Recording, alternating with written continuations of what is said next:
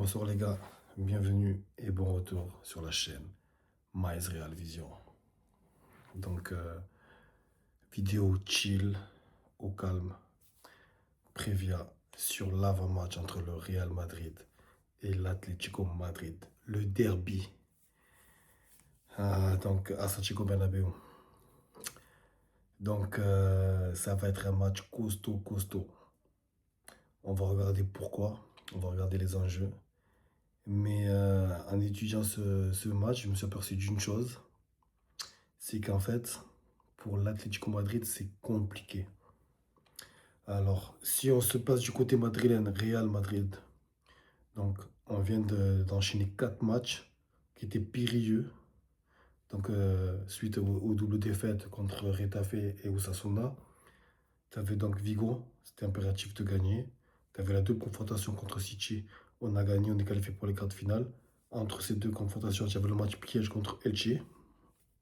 Tu devais gagner pour pas te faire distancer pour le Barça. Mais en fait, derrière tout cet enchaînement, tu avais l'Atlético Madrid.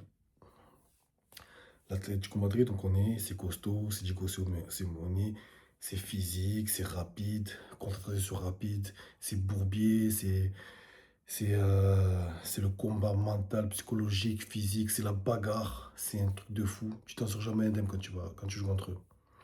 Mais ce que j'avais pas pris en compte, et ce que c'est ça que je veux dire, c'est que d'un point de vue de l'Atlético Madrid, c'est pas si évident que ça. Parce que l'Atlético Madrid, il joue contre Real Madrid.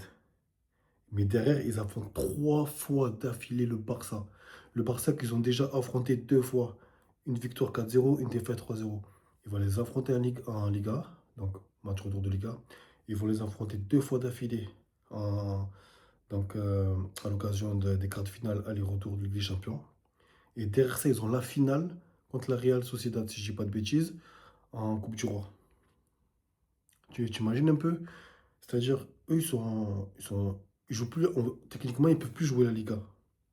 Ils ne sont pas là pour gagner le titre. Ils sont là pour préserver la troisième place. Et pour être deuxième, ça va être compliqué.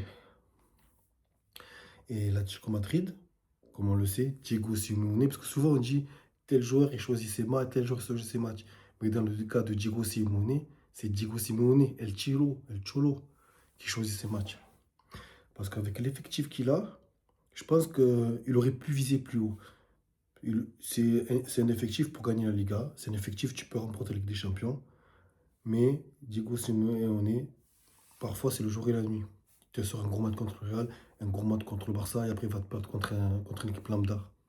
Parce qu'il fait tourner l'effectif, parce que c'est pas la même chose, c'est pas les mêmes consignes tactiques.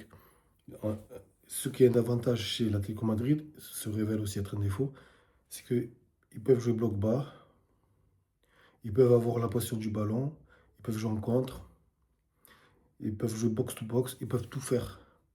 Mais ça dépend de ce que Diego Simeone leur demande. Donc, on revient sur le Real Madrid, c'est-à-dire dans quelle mesure l'Atlético Madrid va jouer ce derby à fond. Déjà, ce qu'il faut savoir, c'est que suite à ce derby, il y a la trêve internationale. Donc, il y a des joueurs qui partent en équipe nationale, il y a des joueurs que non. Il y a ce temps, il y a cette latence. Mais quand tu reviens, tu as le match contre le Barça. En soi, pardon, le match contre le Real et le match contre le Barça en Liga pour l'Atlético Madrid, tu joues contre le deuxième et le premier. Si tu fais le con, tu perds 6 points. L'Atlético Madrid s'en sort pas mal contre le Real, ils sont capables de les battre, voire de faire match nul. Mais contre le Barça, tu as tendance à te faire taper. Donc ils peuvent prendre 4 points sur 6 en cas de match nul contre nous, ou 0 points sur 6. Et jouer contre le Barça en Liga, sachant que tu vas les réaffronter 2 fois d'affilée en Ligue des Champions, c'est.